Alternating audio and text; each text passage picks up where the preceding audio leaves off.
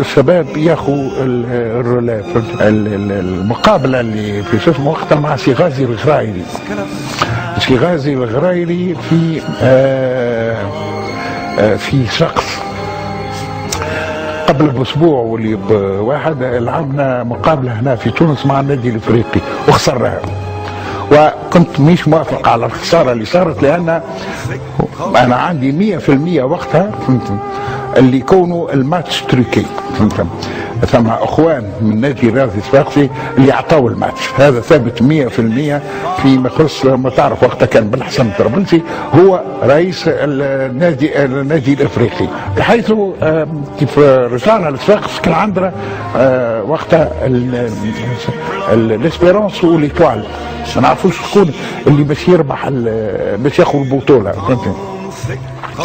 طلبت من سي غازي الغرايلي قلت له لان انا عندي 100% وقتها اللي يكونوا الماتش تريكي.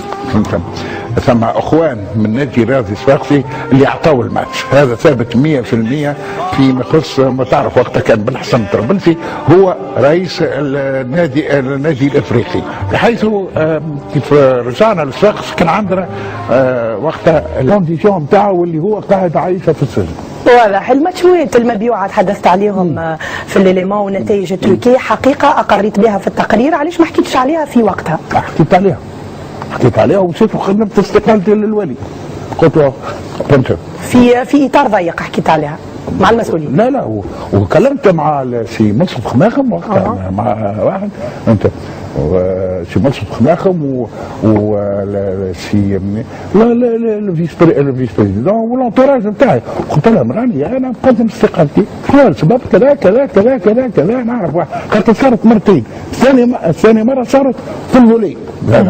احنا مو هكا دخلوا لنا الطلبسيه ولينا نبيعوا في الكوره في الفولي وفي الفوتبول. انا اخويا مش متعلم بالحوايج هذوما، انا مش متعلم بالحوايج هذوما، ولهذا مشيت للواحد طلب مني وقتها باش نزيد مقيد فتره باش ما تخرجش الحكايه.